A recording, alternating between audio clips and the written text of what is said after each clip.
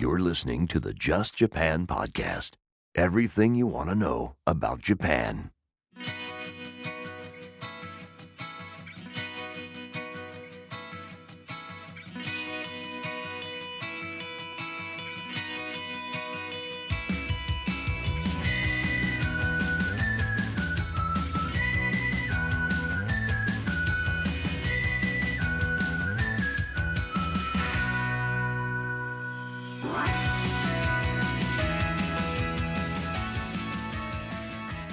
Hey there, folks, and welcome to episode number 161 of the Just Japan podcast.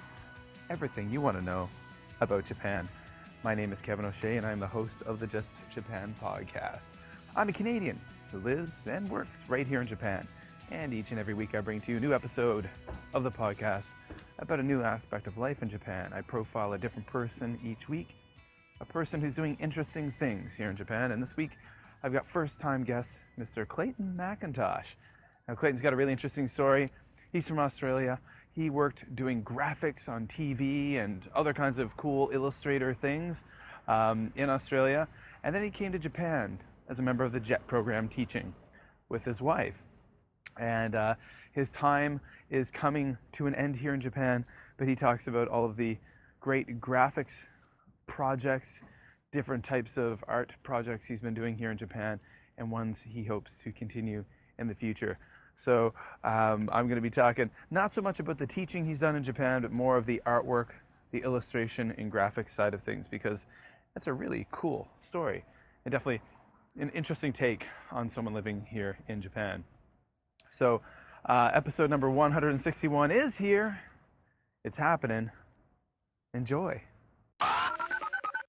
All right, folks, so it's episode 161. Of course, if this is your first time listening, the home of the Just Japan podcast is over at justjapanstuff.com. That's right, that's where all the stuff is, justjapanstuff.com. And of course, you can find the show in any major podcatcher. We're all over the place. Do a Google search. Okay, guys, so it's another mobile intro and outro for this episode. That's right, I'm out walking, recording, using my Egitige lavalier lapel mic, recording into my iPhone. Why? Because this is the only way I was going to get this week's episode done. Why? Because I simply didn't want to record at home.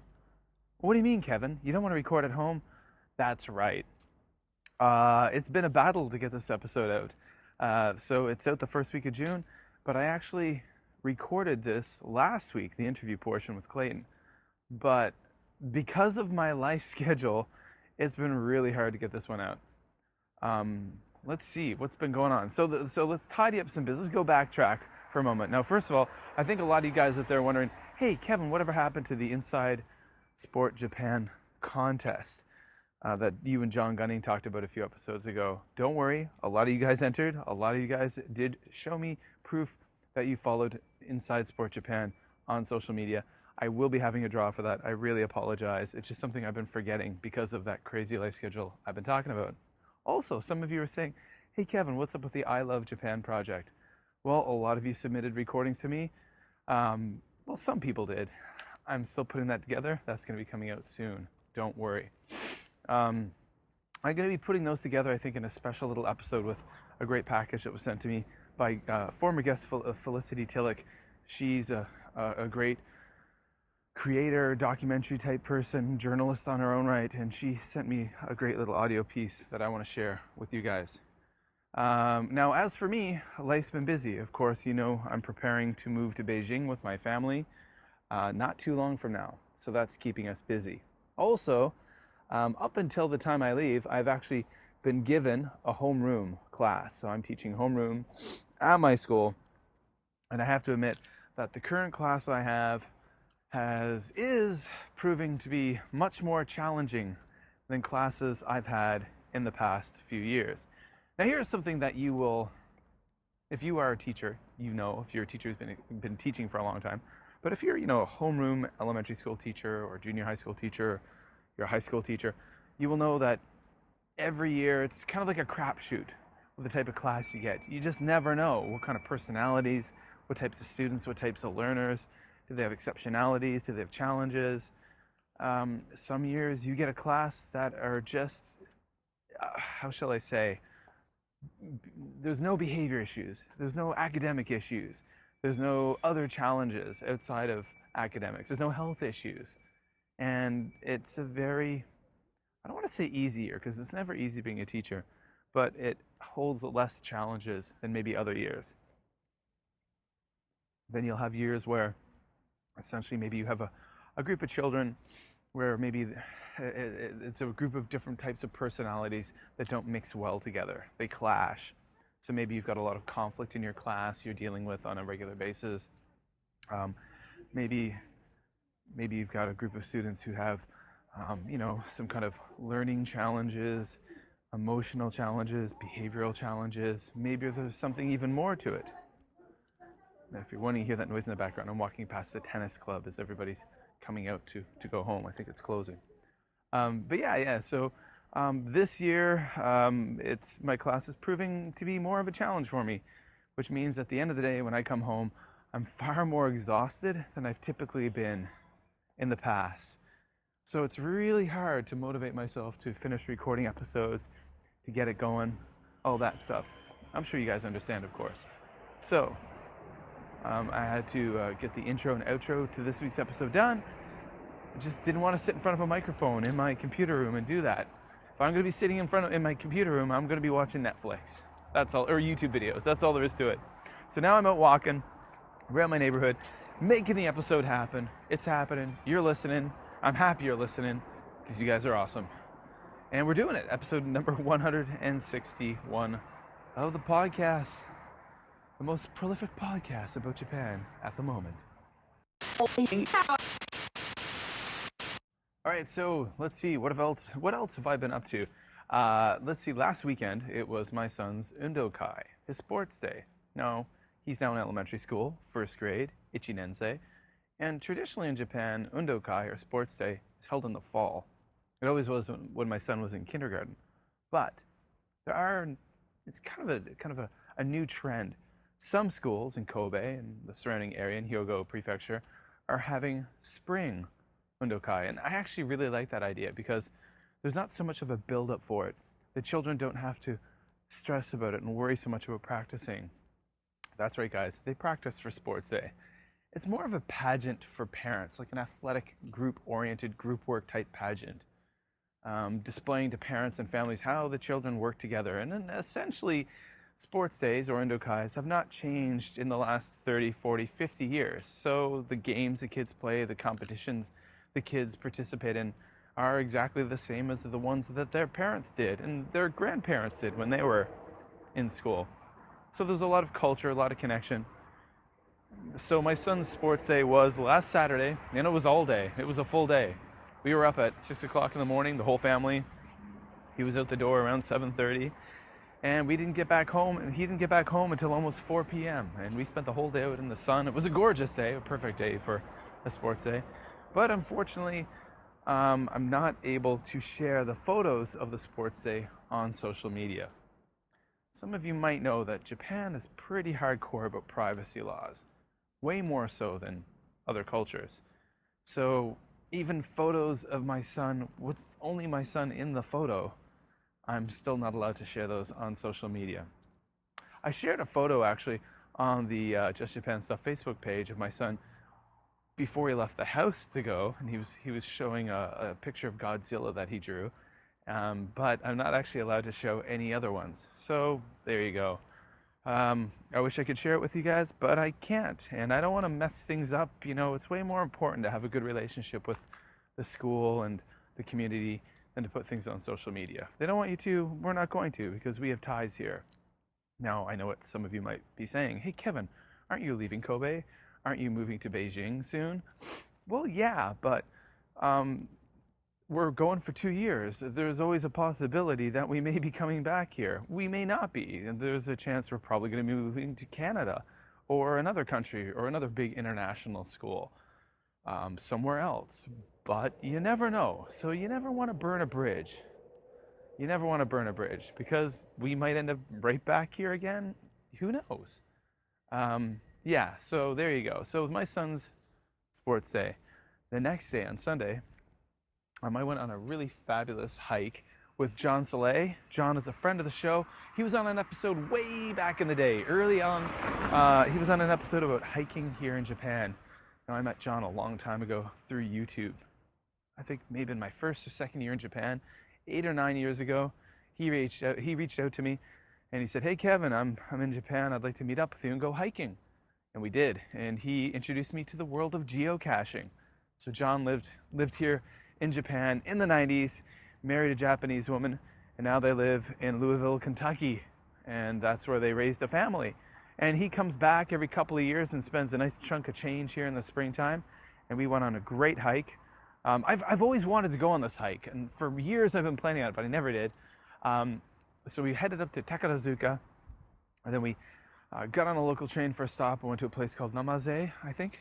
I may be saying that wrong. And we hiked along this abandoned Japan Railway, JR railway track. And once upon a time, the JR had signs up saying, warning signs saying if you get hurt, it's at your own risk. But it looks like money's being put into this trail to modernize it, make it more of a real touristy spot, and to generate a lot of tourism and get a lot of people into the area. There's some local spas and different things and businesses in the area, and I think they want to attract more people to it. So we went there on Sunday. It was a beautiful day. It was a beautiful, I wouldn't even call it a hike because it's on an abandoned rail bed, so it's pancake flat, grade A trail, really well maintained.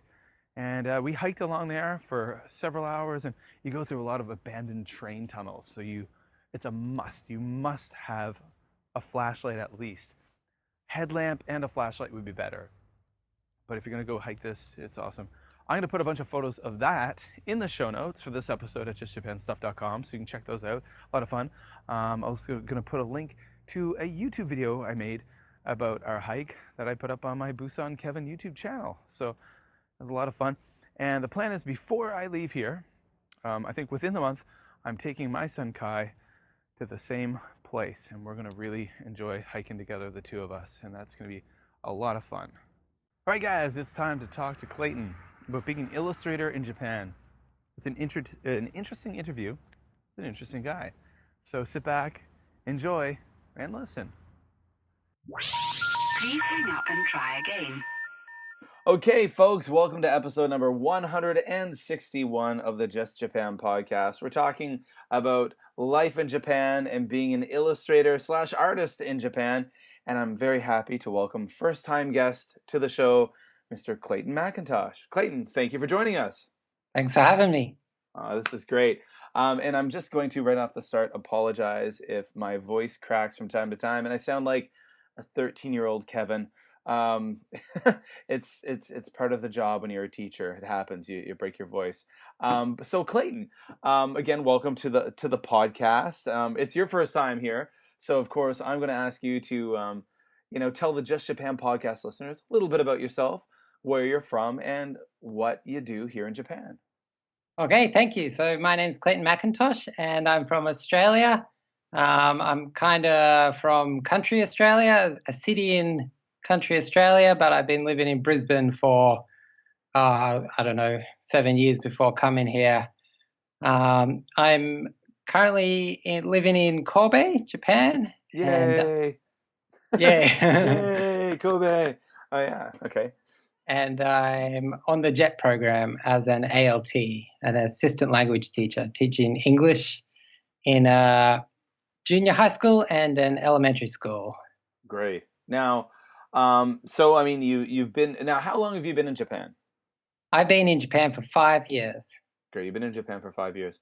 Now, we're going to soon talk about the main point of this podcast. So this episode, it's not about the JET program. It's not about teaching. Clayton does some other very cool things, and that's why he's here this evening. But I want to step back in time and just find out originally what got you interested in Japan, and how did you end up here? Well, growing up in Tamworth in Australia, which is in the country, there's not a lot going on. So I think anything outside of Tamworth was quite exciting. And in high school, we got some Japanese exchange students come to our school. And that was pretty exciting. I made some good friends. There was like maybe 15 of them. Oh, wow, really? Yeah, they came to my school, and we actually had two stay with us, and I had a ball with them. And so I became very interested in Japan when I was a teenager. Of course, I liked Pokemon, and yeah, but I don't know. A few years later, I met my current wife, and she was really interested in Japan. She'd learnt Okay. Japanese at school, at university, and she was very interested in Japan, and was actually planning to come over here. So when I met her, we kind of chatted, and we chatted about Japan, and yeah, so that's where that kind of came No, from. it's very interesting for me as a Canadian whenever I meet people from Australia, because Australia has such a connection kind of with Japan. Yeah, I've discovered over the years. Now, I mean, I grew up on the east coast of Canada, and I grew up in a small town too. I grew up in a little town of about 1,000 people, and I would have to admit, like pretty much for everyone I know, Japan is not a place that's on the radar. It's not a place you even think about. I guess maybe we're just so far removed, we don't have any connection to Japan. There was never any cultural exchanges, never had exchange students from. I think we had a few European exchange students in high school, but no one from Asia. So I guess it was never, again, on the radar. But when I meet a lot of people from Australia, through working here, people who've come on the podcast, there's definitely a connection with like maybe they learn the language in school, they learn Japanese while they're in high school, or they've had exchange friends, that kind of thing. So I find that's very, very cool, very interesting. yeah. Um, Uh, that first taste of Japanese culture often comes from exchange friends too. I mean, we had a former guest. I did an episode on kendama, the skill toy, the kendama. A guy who's pretty awesome at it, Ryan Cabal, and he said he's from the States, but he had Japanese homestay students stay at his house, and they left him kendama as gifts. And then yeah, well, as a kid, he became hooked on them. yeah, that's we've got kendamas at home. In From Australia. from Japanese exchange students. I'm terrible at them. Uh, yeah. Well, I mean, I got some kendama right here in my in the Just Japan podcast studio, aka Kevin's Man Cave. Are Um, you any good? no, I'm not really good because I just don't play. But Yeah. I've got some really nice ones though. At one point, I'm like, I'm gonna play kendama and learn how to be really good at it. And then I bought a couple and I played a bit. I learned a few tricks and I bought more, and then I just didn't play. So it's a goal someday, air quotes. Um, so okay, so now you've been a jet for 5 years, which is from what I know the maximum one can do as a jet. But I want to talk to you tonight about your art background. Now, I met you through the Kobe Peer Ambassador program, which we'll talk about more later. But one thing I did notice is you definitely stood out to me as putting out some pretty cool artwork as a peer ambassador, and I noticed some very cool things popping up in your social media. So, can you tell us about your art background? Like, Well, hmm, growing up, I was always, that kid, the kid drawing, and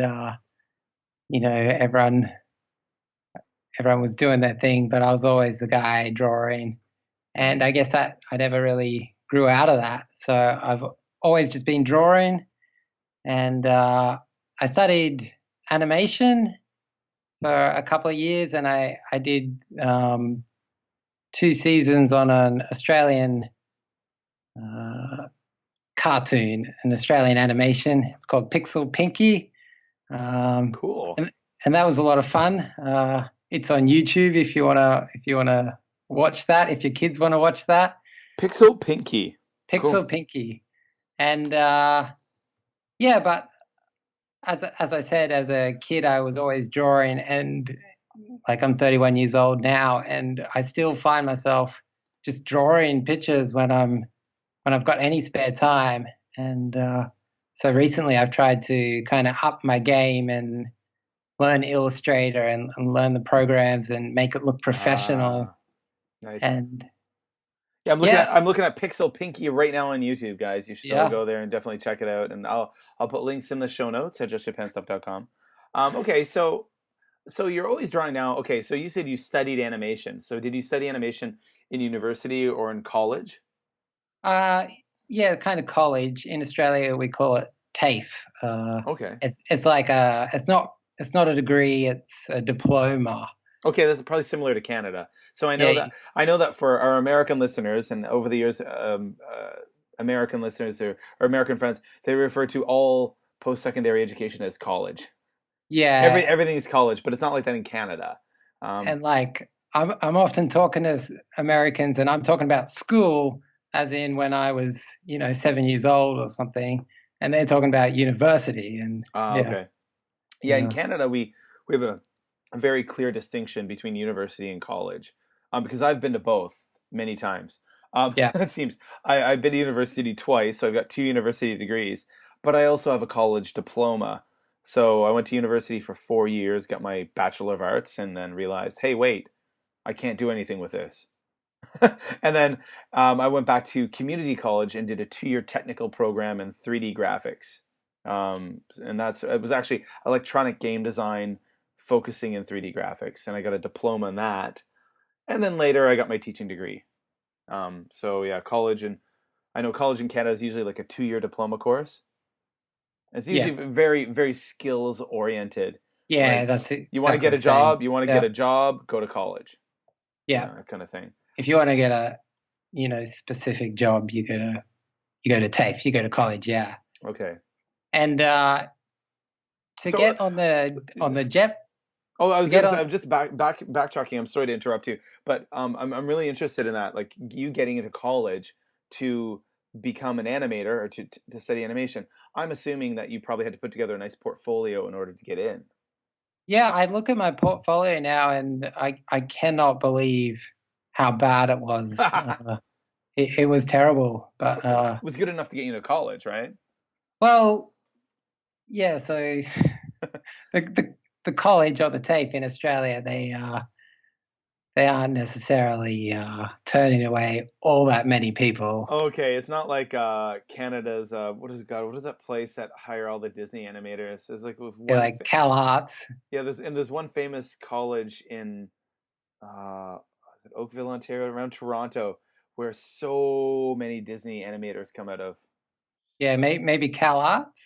No, it's a different name, and Oh, the okay. name is eluding me, and I'm sure there's people out there shouting it into their uh, Eh, iOS devices as they listen to this. But yeah, there's a it's driving me crazy. I'll probably think of it later on in the show. But yeah, there are my school maybe is more similar to your school, the one I went to.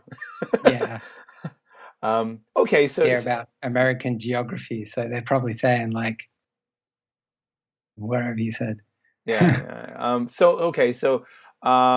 So you studied animation, but what qualified you? I can't see a 2 year diploma qualifying you for the JET program.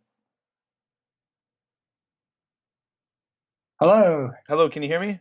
Yes. Okay, yeah, yeah. I'm just curious. So I mean, you did a 2 year diploma program or an animation program. How did you get in? How did you qualify for JET? So after I did animation, I did a social science degree Oh, okay. at university. So you did was it like a couple of years in college studying animation and then you went to university afterwards? Yeah, after I worked as an animator for 2 years. Okay, so a couple of years in college, a couple of years working, and then back to school again. I mean, school. See, I guess Canadians say that too.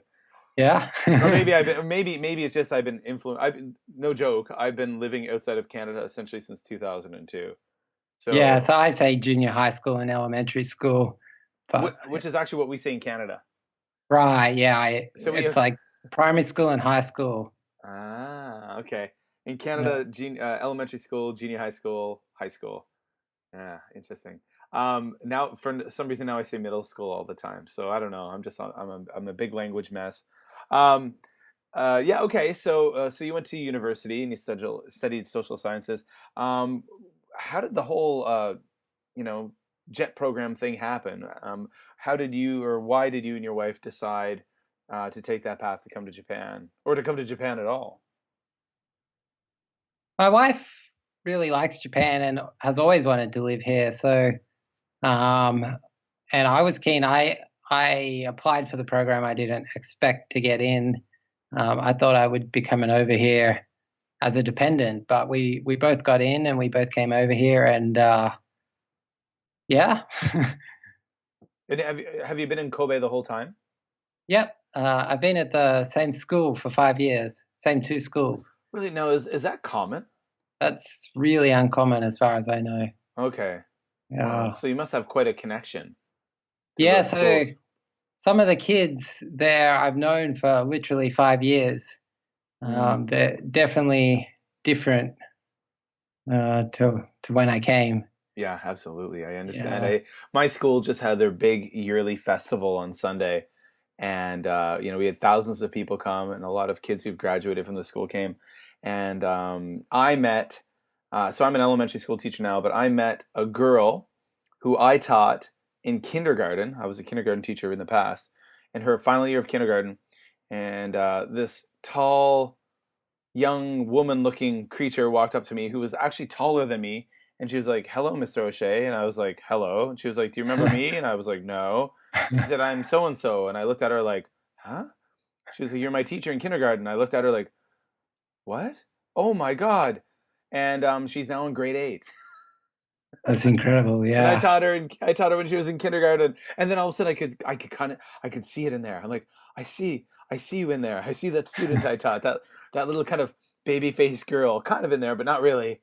Yeah. So then I went, oh my God, I'm old. Um, but then I realized I've been here for a long time. Okay, so you're a jet, but that time is coming to an end. When do you finish up your stint in the jet program? Got about 9 weeks left, Hmm. and Nine then weeks. I'll head back to Australia. You're heading back to Australia, but now you are not planning on going into teaching when you go back to No. Australia. So tell us a little bit about what you've been. I guess I'm going to assume that in the last few years, months, you've been kind of stepping up your art game. Yeah, so the plan is to become a full-time illustrator or freelancer, or at least have a job, maybe work from home. I'm not exactly sure, but I really want to work in some sort of creative field or area, or just do whatever I can to make that my full-time job. So yeah, I've been doing all sorts of things, brushing up my skills. I did a graphic design course online, and yeah, I'm planning all sorts of things. So And you've been doing a lot more work recently, haven't you? Like kind of like arts related stuff, content, creating content and whatnot, haven't you? yeah, so I plan on, I'm hoping to sort of make resources for kids, perhaps. And I started two websites. One's working, it's called librarywalls.com. And I do posters for libraries or for any walls. They're free printables. You can go on there and download them, print them out, and stick them up on your walls. Okay, so I mean that project is called librarywalls.com. Am I Yeah, correct? So yeah. librarywalls.com. So can you tell us a little more about that? When you say posters for libraries, I'm not really I can't really picture what you're talking about. Like what type of posters or the purpose, what they're for, what they look like, that kind of thing. So, can you remember back in school, like sitting in your library, and on the wall there was just this big poster, and it said something like "read" Yeah. or like "books will take you places." Yeah, of course. Yeah, yeah, yeah. Yeah. So I've just done a few illustrations, a few posters like that, Great, and great. So this is a resource, and I'm gonna throw it out there a whole bunch of times, guys. Librarywalls.com. All you teachers out there, listen. Um, so this is something that people around the world, they could download these posters and put them up in their classrooms or libraries. yeah, and yeah. Awesome. That's great. That's great. I mean, all you teachers out there, there you go. Another reason. Do people have to pay for this? No, so that website is completely free. That's a hobby, and it's kind of me just playing around. Clayton, you also mentioned that you've got another project you've been working on called screenfreeactivities.com. Could you tell us a little bit about that? This is a website full of screen-free activities for kids, or mainly for their parents to download or get ideas for their kids. So this website actually doesn't exist yet. I've been thinking about this and planning this for a while now, and yeah, so obviously it's for non-digital related activities, Nice. mainly printables. So you come to my website, you download a printable, you print it off, and you've got Saturday morning activities for your kids, like things to cut out and stick together, and you can make your own little robots or whatever I'm doing. That's great. That's great. I mean, I'm a teacher. I've been a teacher for, gosh, what now, 16, 17 years. And I've always taught, well, for the most part, in like the early education, kindergarten, grade 1, grade 2. Um, and, one thing I've seen with a lot of my students moving into tech, every student I have uses an iPad. Every kid in my school has an iPad. It's like part of the school package.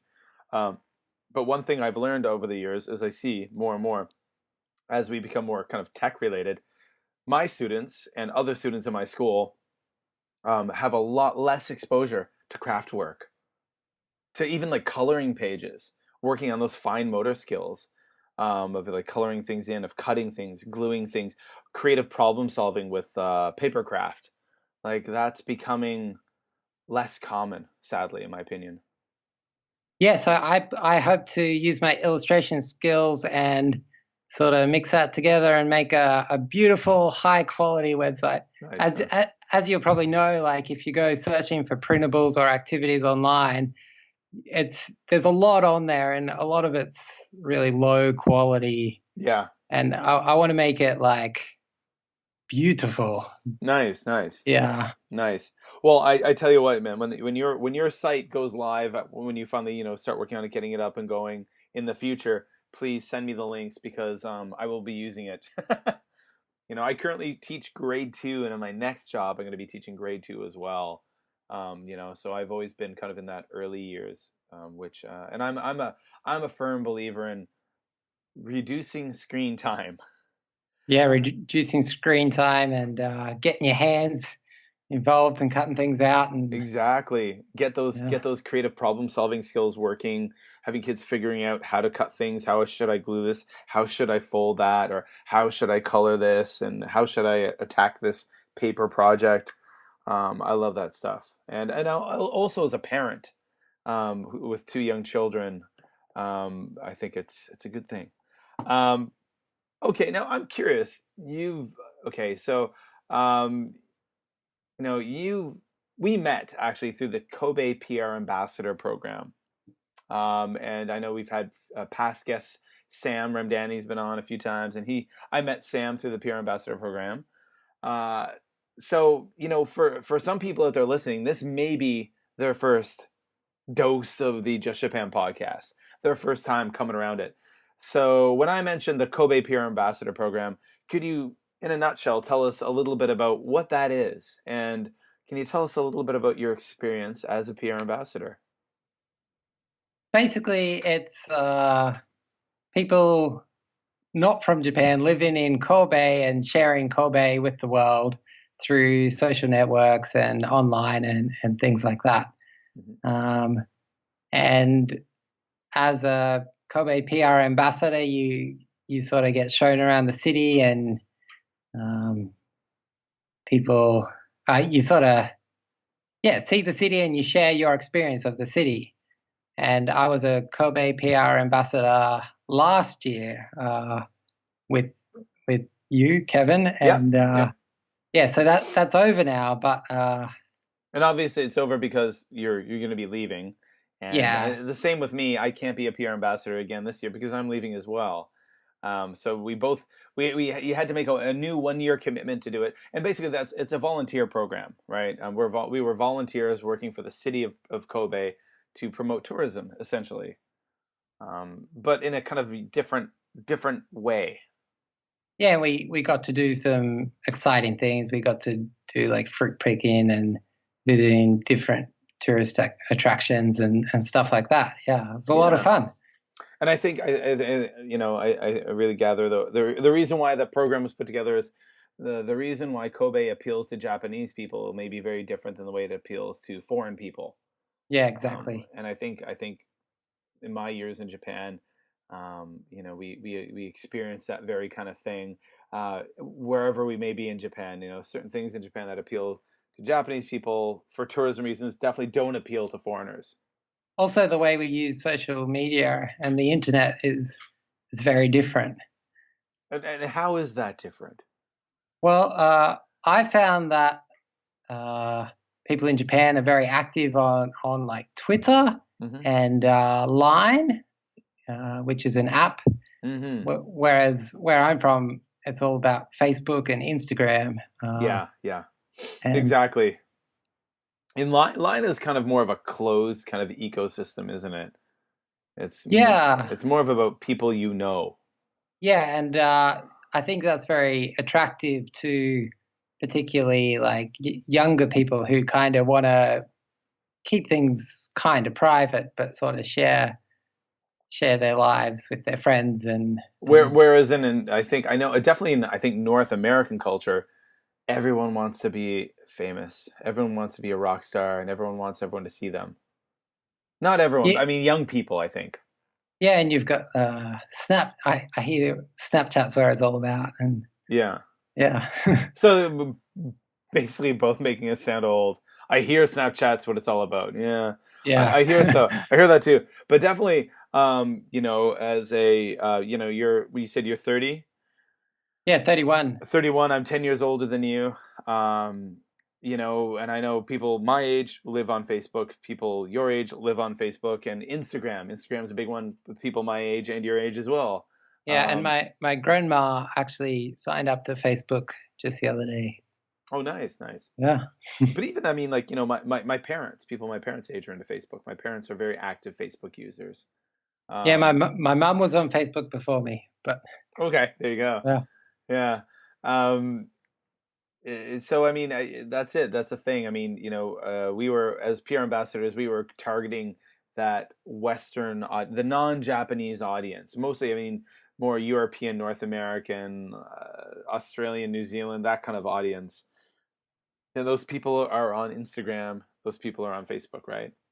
yeah. But all my Japanese friends absolutely love the posts. They love that we're sharing about Kobe. Uh, they get more excited than anyone about it. Oh, really? Great. Yeah, Because they've got yeah, some pride that like these, people who are not from here are sharing their city, right? yeah. I got to admit, and I'm not, I didn't drink any Kool-Aid, guys. I freaking love Kobe. I love this city, and I'm actually going to be very sad when I leave. I realized yesterday I was walking with my wife and talking. I had the day off. I had a daikyu because I worked on Sunday. So I said, I've lived in Kobe than almost longer than anywhere else in my life, aside from my hometown. Like my hometown Yeah. that I left when I was, so I'm 41. I left my hometown when I was my like 21, and I've bumped around the world and lived in so many different places, and I've been in Kobe now for 9 years. So it's Yeah, wow. yeah. So I'm leaving. We're leaving. My whole family. We're all leaving Kobe Yeah. in August, and it's gonna be. We're excited about a new adventure, bigger, better opportunities, work wise and professionally. But it's gonna be real sad to leave here. Yeah, Yeah, same. and for you guys, you've been here for 5 years Yeah, in the so same school, right? So you've got a pretty solid connection. yep, and back home to Australia. So Yeah. yeah, so yeah, it's bizarre. As I'm sure you know, like right now is such a bizarre state to be in. It's like I'm still here, but I know for not long. And yeah, anyway, I should. Yeah. Okay, so I mean, obviously you guys are leaving soon. So I'm really curious. How is your time in Japan inspired your art style? How has it inspired the way you, I don't know, yeah, just as an artist, how have you grown since being here? I actually get I actually get a lot of inspiration from my students, particularly my elementary students. Okay. If you look at my artwork, you might notice that a lot of it seems to be very childish and childlike. Mm. And I work every day, and I go to elementary school, and they're always drawing in the breaks and stuff. And I just find it really kind of wholesome and simplistic and very, uh, I don't know, very different to what people kind of draw in Australia. It's kind of manga inspired and kind of, yeah, just a bit more abstract perhaps. Hmm. So I find I'm trying to like soak as much of that in and like add it to my artworks. And No, I know that you've mentioned to me in the past that there's a cool area, and I've been there. I've made YouTube videos about it. It's really freaking cool. But under some train tracks in the kind of like downtown Kobe, there's a neat area under there that has a lot of cool shops that has kind of led to some inspiration for you. Can you yeah, tell us a little bit about that? in Kobe, there's this really cool place called Moromachi, and I spend quite a lot of time under the tracks, the train tracks, where they've kind of got this shopping arcade, and you can find all sorts of things there. But I kind of look at the kind of retro, old style, Showa era sort of toys and Mm. comics and all The, sorts of like crazy you can things. find some stuff in there like all those old game systems like the Famicom and the old Nintendo stuff and even like I've seen shops that sell like really old cameras, Yeah, and all sorts of just I never know what toys, I'm gonna lots of like find. crazy Yeah, toys and stuff. and I've actually made friends with a guy there, and he sort of finds me some really cool, interesting stuff. Yeah, Cool. That's a it's really cool great. area and I think I'm not sure if Sam Ramdani, who's been on the podcast a few times, he's also a fellow or well he is currently a PR ambassador, but our former colleague in arms as a PR ambassador. Um, I think he's made maybe a video or something about that area. Yeah, he's Um, got a video yeah, on yeah. his YouTube channel. I've got a few old YouTube videos about that cool old style arcade, and I'm gonna dig them up and post them in the show notes for this episode, guys. So go to again justjapanstuff.com for the show notes for this episode 161, and I'll put a couple of videos to that place because I've definitely have walked through there and filmed some stuff over the years because I remember the first time I found that place I was like, oh my god, this is amazing. Yeah, I was like, wow, I can't believe this This place is like old exists. school Japan. Yeah, it's amazing. It is really cool. It's really cool. Like, oh my god, this is like old toys and old stuff. And it's really dark and kind of gloomy and neat. Yeah, it's and it smells kind of bad, and yeah, it's Yeah. wonderful. It smells like cigarette and Cigarette and old and cool. Yeah, yeah. No, I completely get you. I know that area. It's awesome. Um, yeah. Okay. Well. Okay. So, Clayton, I'm curious. We're gonna wrap things up. I don't want to keep you up too late. Uh, Now you're gonna be heading back to Oz, as they say. And being an illustrator, being a graphic artist, a person who creates art is something you're planning to pursue. So for the for those out there who are interested, if they want to see your work, see what you do, maybe they want to contact you about doing something with them for them. Where can people? First of all, do you have a portfolio site? And also, where can people find you on social media? the best way to find things is to go to domesticcowboy.com. Hmm. Domesticcowboy.com. That's kind of my artist name, I guess. And if you go there, there's a few pictures there, and you can contact me and find different blogs and stuff. Nice. Nice. Yeah. Yeah, so domesticcowboy.com. There will be a link in the show notes. Everyone, go to episode 161 at justjapanstuff.com. Clayton, thank you so much for taking the time to chat with the Just Japan podcast this evening. We really appreciate it. Thank you very much. Thank you so much for having me. It was awesome. Thank you.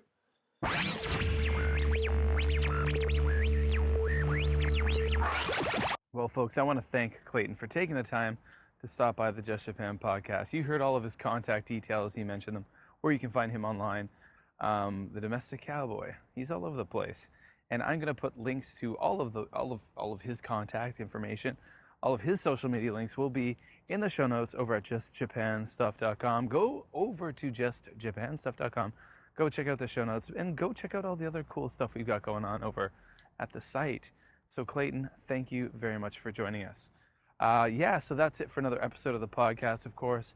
I appreciate the fact that you guys take the time to listen. If you're new to the podcast, thank you so much. There's 160 other episodes you can go and listen to. And of course, iTunes only shows the most recent 99 episodes. So the links are in the show notes where you can go over to Libsyn and listen to the whole thing. So again, go to justjapanstuff.com. There will be a link where you can find every episode of the podcast there, and you can enjoy them and have a good time listening. So that's it. Of course, all you guys, please go over to Twitter and follow me on Twitter at jlandkev if you're interested in the Twitters. I'm on Instagram at jlandkev. I'm fairly regular and frequent in posting photos about Japan. You can find me on YouTube at Busan Kevin. And of course, justjapanstuff.com. That's where we are on the interwebs. And of course, I'm a very passionate conservationist. I care about the world I live in, the environment. Climate change is real, folks. If you guys know me, you'll know I'm quite passionate about that. I'm very passionate about teaching children about the natural world, about nature, about being future stewards of the environment and protectors of the environment. But I'm also really hardcore into nature photography. So I've got 2 nature photography sites. I've got the Birds of Kansai on Facebook, and my current kind of passion project is Bugs of Asia. Bugs of Asia just isn't necessarily about bugs. It's about learning about the importance of wildlife and those little tiny things that we might think are inconsequential in life, and how they have a really big connection with our food security, the food we eat, the things we buy, the life we live, the happiness we have, and sometimes the unhappiness we have. So some good food for thought over there, and I think a lot of great photos. Not to pat myself in the back too much, but but go check that out. Bugs of Asia on Facebook, Birds of Kansai on Facebook. The links are in the show notes. Go check them out. I'd really appreciate it if you could like each one of those sites, those pages. That would make me very happy. Warm and fuzzies, folks. So that does it for another episode of the Just Japan podcast. We're talking about Japan each and every week, and you guys are listening to stuff about Japan, and I'm really happy that you're here joining me on this journey, this learning experience, this learning process, because each week I learn new stuff from all of the awesome people who come on the show. Well, that just about does it, guys. I'm standing in the dark on an empty street with no one around me. A very quiet area on Port Island in Kobe, Japan. It's a Monday night. It's about 9:30 and 8:30. 9:30, yeah. And I'm standing here alone. So I better say goodbye before a zombie jumps out of the bushes and bites me, because it may happen. It may happen. All right, guys. I'm Kevin O'Shea. I'm a Canadian. I live in Japan. I'm the host of the Just Japan podcast, and you awesome folks are the listening audience of the Just Japan podcast. Please support the show by spreading the word of the podcast. Share it with your friends, your family. Share the links on your social media. I really appreciate it. So wherever you are in the world, I hope you're happy. I hope you're healthy. I'll be talking to you real soon.